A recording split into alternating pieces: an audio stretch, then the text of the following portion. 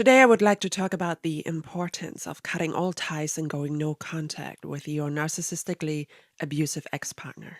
One of the biggest struggles that survivors are facing is to leave and cut all ties to a narcissist, no matter how much abuse they had been through during their relationship with them and the dangers involved. In this podcast, I will be focusing more on relationships that did not include children or other common obligations that require the connection to remain intact to a certain extent, and where going 100% no contact and keeping that door slammed shut and sealed is usually not an option. If common obligations hinder you from going fully no contact with your abusive ex-partner, certain agreements and arrangements need to be made where contact can be as minimal as possible to still find a way to heal and move on in life. Depending on the severity of the abuse, a third party or the legal system can assist and help you with that. So why is going no contact so very important when it comes to narcissistic abuse? By going no contact, you are regaining power and control over your life. Narcissistic abuse tends to be very insidious, and it's often too late until we've realized that it has invaded and taken over parts of our lives and parts of ourselves even, which makes it difficult to walk away towards safety. Narcissistic abuse can take on every form of abuse imaginable. However, it is mostly identified as a form of emotional and psychological abuse and manipulation, and for a long time invisible for the partner and others to see. While your intuition may tell you that something is off in the situation or with the other person, narcissists always find a way to distract or divert your attention when they notice your doubts or when you start pulling away. Many will blatantly lie or gaslight you to manipulate and change your perception of things or even yourself. Survivors of narcissistic abuse often struggle to understand themselves when they leave a toxic relationship. Not just because of the impact of complex post-traumatic stress they are left to deal with, but also because their narcissistic partners have become such an essential part of their lives, to the point their thoughts and every decision they were making before revolved around them 24/7. That's why self-discovery and learning to live independently, with their own autonomy, becomes one of their main goals during the healing journey. Going no contact helps you to step out of the enmeshment and find clarity in that chaos and confusion, and ultimately see the relationship for what it truly was. Another reason why going no contact is so very important is for your physical safety. Some narcissists are physically abusive, especially if they fall into the category of malignant narcissism, which includes traits of antisocial personality disorder that knows no boundaries at all. But even if not, the emotional and psychological abuse alone many of us have experienced lead to enough stress to cause physical harm. In fact, studies have shown that psychological abuse creates the same impact and pain reception in our brains as physical abuse does. Now, why is going no contact so very difficult for many survivors? Many victims or survivors of narcissistic abuse are people pleasers, and they experience a huge amount of responsibility for the well-being of their partner or others, while neglecting their own needs in almost every possible way.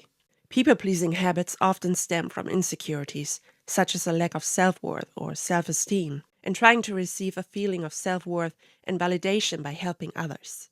Being a people-pleaser is often self-destructive, as one easily overstays their visit in situations that aren't safe or exploitative.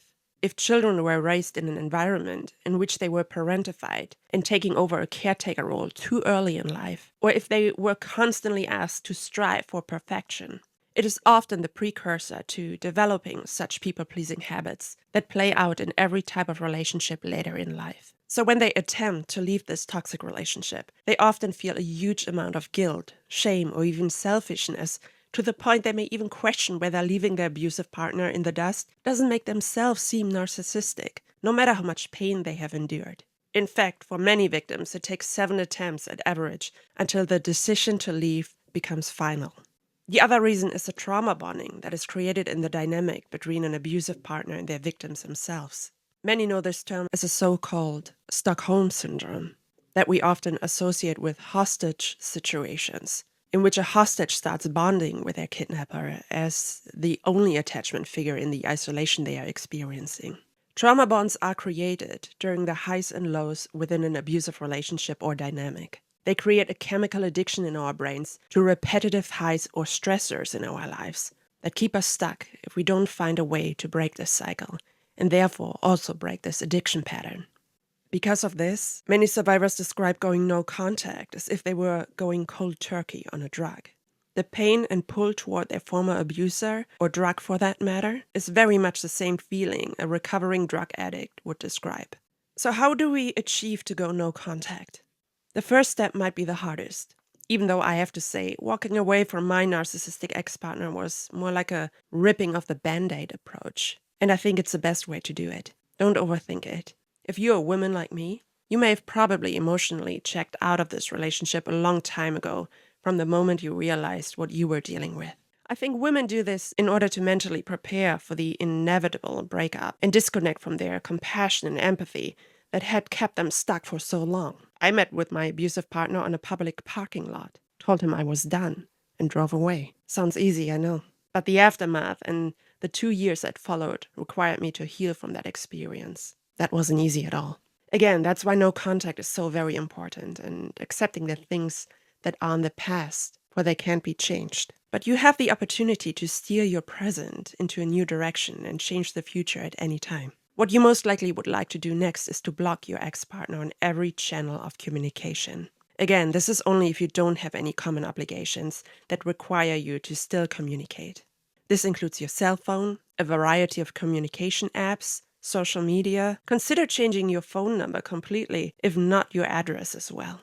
It's not uncommon for narcissists to simply use another phone to contact you, or show up at your doorstep to quote-unquote fix things or worse. I personally created a whole new social media account because we also had a lot of friends or coworkers in common, and I didn't want any of them to forward any information about me. Some former victims are reluctant to block their partners, but it can just be the mental shift you need. It's most likely due to the trauma bond, or the notion that they still have caretaking obligations. Some hope for a sign and validation that by the narcissist reaching out and hoovering them, it shows that they still love them and see their worth. But that's an illusion, and only our ego wanting that validation or proving the narcissist was wrong. The abuse we endured while we were in the relationship was evidence enough that these types of people had nothing left but hate in them and should therefore not be part of our lives. The next step is to build a support system that helps you grounding yourself and heal. It is recommended to seek professional help in form of counseling or therapy, and let close friends, family members, perhaps even coworkers know what's going on. Choose your support system wisely while making sure none of them are in immediate contact with your ex-partner. It is good to find a confidant you can reach out to if the urge to talk to the narcissist arises. They can distract and ground you to remain no contact, because the pull of the trauma bond or the aforementioned addiction can make you want to go back. What helped me in the process was to journal whenever a thought or feeling came up. Getting my thoughts and feelings on paper helped me analyze and process them in a healthy and non-threatening way. This included making a pros and cons list about my narcissistic ex-partner. You will find out that the cons will fill up very quickly and outweigh every good moment there ever was. Find ways to distract yourself, like a new hobby, or return to any activities that you used to find joy and fulfillment in, before you begin neglecting everything for the narcissist. Working out and going back to the gym is a good way to start, because it improves your mental and physical health. Even if you don't feel like or can only do 5 minutes for a start. At least it's a start that can easily lead to more and guide you into a healthier direction. In severe cases, those that may include unwanted contact or even stalking, a no contact or restraining order may be required to keep the narcissist away. In any case, it is recommended to create a paper trail and keep track of any occurrences in which the narcissist may have reached out to break through your no-contact boundary. Also, do not delete any photos or conversations you had with a narcissist, such as text or voice messages, videos, or screenshots. I've seen survivors recommending other survivors to delete all of this many times and simply forget and move on.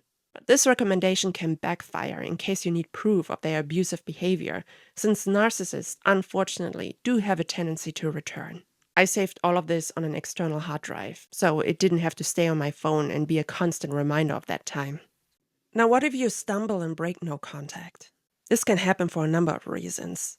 Either the pull toward your ex is too strong and you reach out, or they find out ways to reach out to you. Or if you live in the same town, you may happen to run into each other. Or a friend or a family member may simply give you an update. Many of these situations are out of your control. Very few are not. Practicing grounding techniques such as journaling, talking to a friend, your hobbies, traveling, meditation, mindfulness, self-forgiveness, and compassion are an important part to pause and remind yourself that we are all human and make mistakes. If any, breaking no contact, whether on your or the narcissist side, it exposes further channels and loopholes that need to be closed, or parts of you that still need to be healed.